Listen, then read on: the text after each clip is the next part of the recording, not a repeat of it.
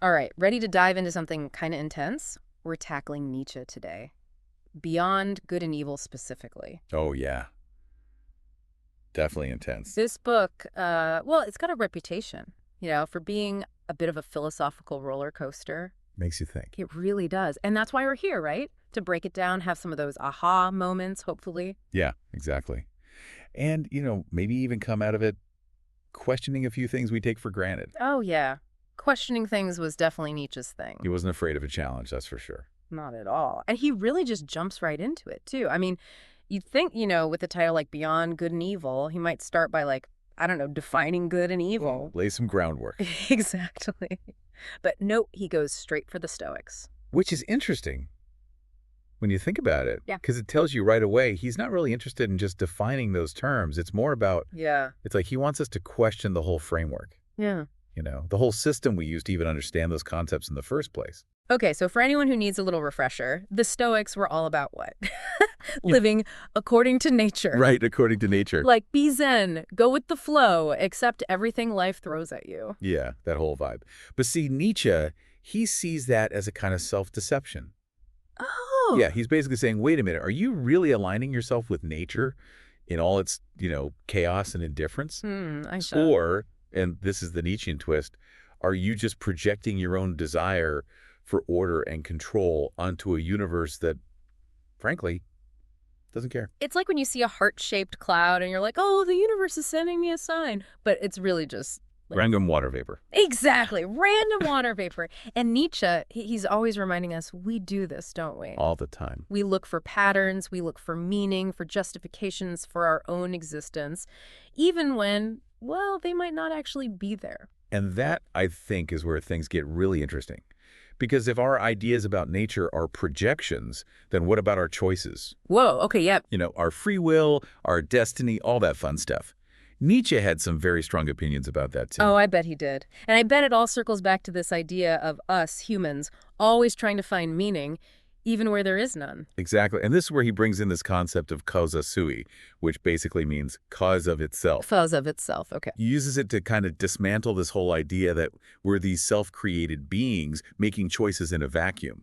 Yeah, like we're pulling ourselves up by our bootstraps, but there are no bootstraps. That's a good way to put it. The idea of a self that exists separate from its influences, its history, its biology, even Nietzsche says it's an illusion. So, okay, let me see if I'm following this. He's not exactly on team free will here, is he? Not exactly, no. But he's also not saying we're all just robots following some pre-programmed code. Right.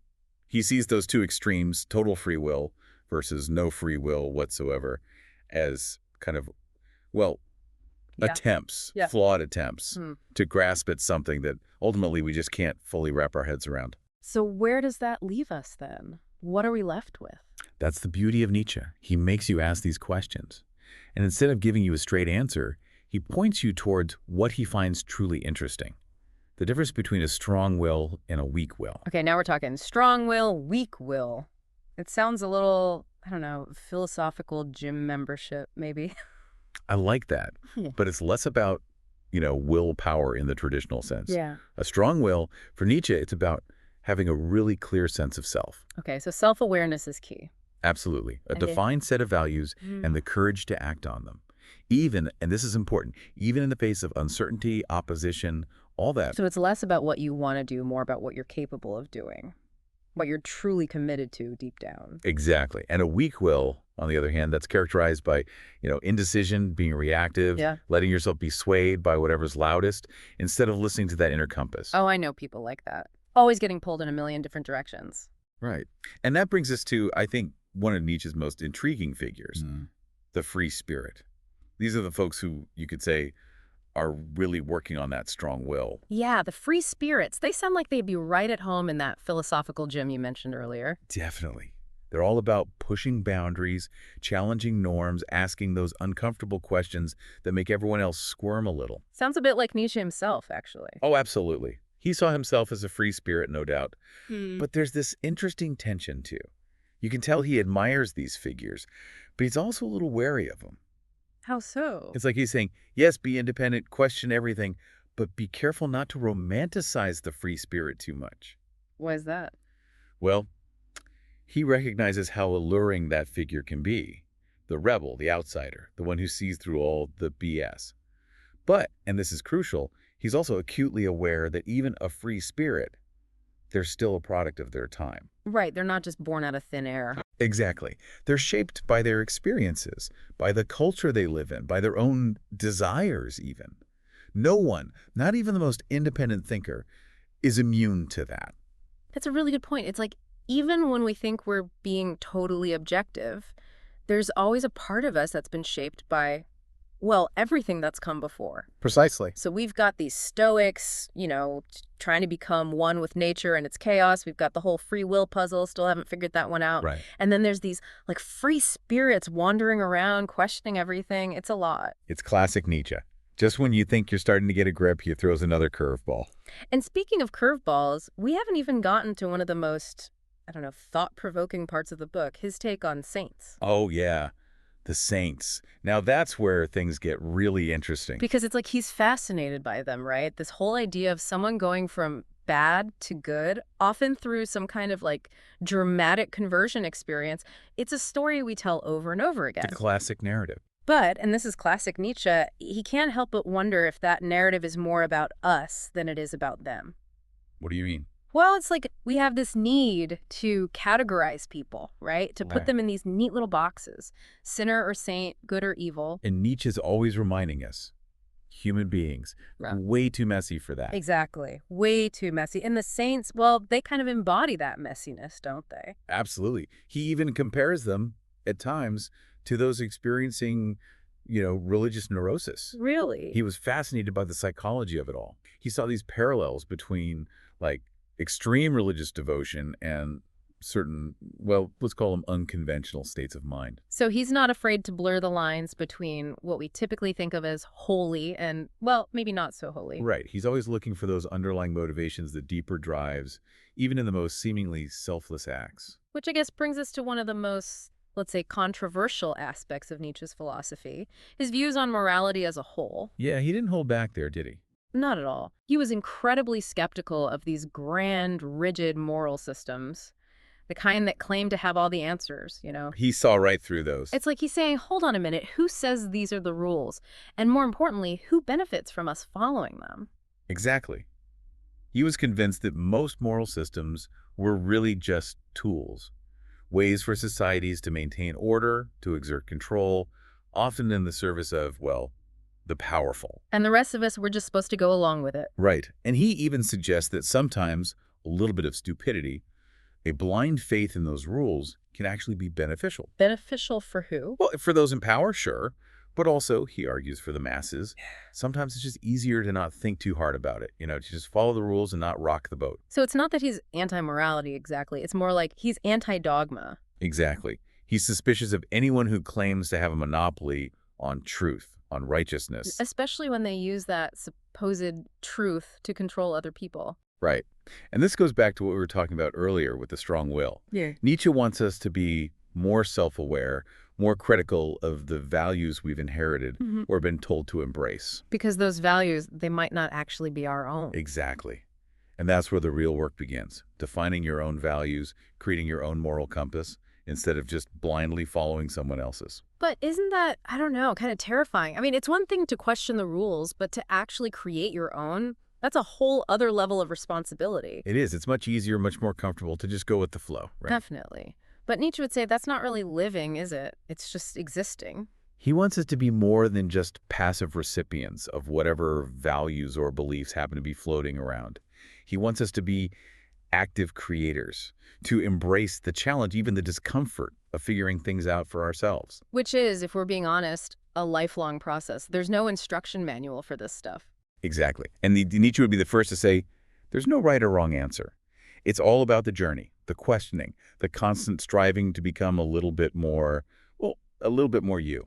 And maybe that's the point, right? It's not about finding some ultimate truth or some perfect set of values. It's about the process of searching, of questioning, of constantly pushing ourselves to grow and evolve. Exactly. And in the process, we might just discover that there's more to ourselves and to the world than we ever imagined. Okay, so we've talked about how Nietzsche views the Stoics and this whole idea of living according to nature. We've dug into his thoughts on free will or the lack thereof, and we've even touched on his take on saints and their sometimes messy relationship with morality. But Nietzsche also uses Beyond Good and Evil to dissect something a little closer to home, the German character. And you know Nietzsche, he doesn't exactly hold back. He's not known for mincing words, that's for sure. So how does he describe his fellow Germans? What does he see as their defining characteristics, their strengths and weaknesses, all that? Well, he uses some interesting terms to describe them. He calls them intangible, ample, even incalculable at times. Incalculable, huh? What's that all about? I think he's getting at their complexity. He sees the Germans as this fascinating mix of contradictions. They're capable of great depth, great intellectual rigor, but also prone to a certain kind of, I don't know, self-sabotage maybe. Interesting. So it's not exactly a glowing review. Not exactly. He admires their capacity for deep thought, for philosophical inquiry, all that good stuff. But he also thinks they have a tendency to get, well, a little too in their heads. Too busy thinking about life to actually live it. Exactly. And this is where he contrasts them with, say, the French, who he sees as much more, let's say, present. Okay, so if the Germans are all about the why of everything, the French are more about the ooh la la. That's a good way to put it. He calls the French the high school of taste, which, depending on how you interpret it, could be either a compliment or an insult. So it's like he sees this interesting tension between these two cultures, these two ways of approaching the world. The deep, introspective Germans versus the more, I don't know, joie de vivre of the French. Exactly. And the thing is, he's not necessarily saying one is better than the other. He's just pointing out these different approaches, these different ways of being in the world, and he finds them both fascinating and frustrating in their own ways. Which I think speaks to something really important about Nietzsche. He's not interested in giving us easy answers or telling us which culture or philosophy is right. He'd rather have us wrestle with the complexities, the contradictions, the messy realities of what it means to be human. And that messiness, that's where the real growth happens. Exactly. So when Nietzsche looks at the Germans, he sees this mix of depth and, I don't know, maybe a little bit of self-doubt. And he sees a similar kind of tension when he talks about skepticism itself, which is interesting. Oh, he was skeptical of skepticism. In a way, yeah. He recognized the importance of questioning everything, of not just accepting things at face value. But he also warned against taking it too far. So, like, there's a point where questioning everything can actually be detrimental. Right. He called it nervous stability. This kind of paralysis that can set in when you're constantly doubting, constantly second-guessing yourself. It's like that feeling of being overwhelmed by too many choices, too much information, to the point where you just freeze up. Precisely. And he saw that as a real danger, especially in the modern world. It's like we're standing at the bottom of this, like, huge mountain of ideas, and we're supposed to climb it. But it's so daunting, you know? And Nietzsche's up there, somewhere near the top, yelling down, "Come on, you can do it!" But he's also made it clear there's no trail map, no safety rails. No kidding. But I guess that's kind of the point, isn't it? He doesn't want us to just take the easy route. He wants us to forge our own path. Exactly. He'd say that's the only way to really grow, to figure out what you're truly capable of. Embrace the struggle, right? All those uncomfortable questions, all that self-doubt. That's where the good stuff happens. That's where we discover who we are, what we really believe in. Which, let's be real, is a pretty intimidating prospect for a lot of people. I mean, it's much easier to just go with the flow, accept the values we're handed down, not rock the boat too much. Oh, absolutely. Yeah. But Nietzsche would say, that's not really living, is it? It's just going through the motions. It's only when we start questioning, challenging, maybe even breaking a few of those rules that we really start to live. It's like he wants us to become artists of our own lives, right? Exactly. He believed that art had this incredible power to help us tap into something deeper, something more primal, something that often gets lost in all the noise and distractions of everyday life. And speaking of art, didn't Nietzsche have some pretty strong opinions about music? Oh yeah, he did. And it's interesting because you'd think, German philosopher, he'd be all about Bach and Beethoven, right? Oh yeah, the class. But he was actually drawn to the music of the South, the Mediterranean cultures. He found something really intoxicating about those rhythms, those melodies. I remember he describes it as having a soul akin to the palm tree, whatever that means. Right, it's very poetic. But I think he's getting at this sense of like raw energy, this celebration of life that he felt was missing from a lot of Northern European art, German art included. So he's making a connection between like the art a culture produces and its, I don't know, its soul, its overall approach to life. Exactly. He believed that art, in all its forms, was a reflection of the soul of a people. Which is a pretty powerful idea when you think about it. So, as we kind of wrap up our deep dive here, I'm curious, what do you think is the most important thing for listeners to take away from Nietzsche's work? I mean, if they're only going to remember one thing from this whole conversation, what should it be? Ooh, that's a tough one. Nietzsche throws a lot at us, doesn't he? But if I had to pick just one thing, I think it would be this. Don't be afraid to question everything. And I mean everything. Your belief, your values, even the things that seem so obvious, so self-evident, that you've never even stopped to think about them. Because sometimes the things we take for granted are the things that are most in need of a good, hard look. Exactly. And yeah, it can be uncomfortable, it can be messy, it can be downright terrifying at times, but it's in that space of discomfort, of uncertainty, that we really discover who we are and what we're capable of becoming.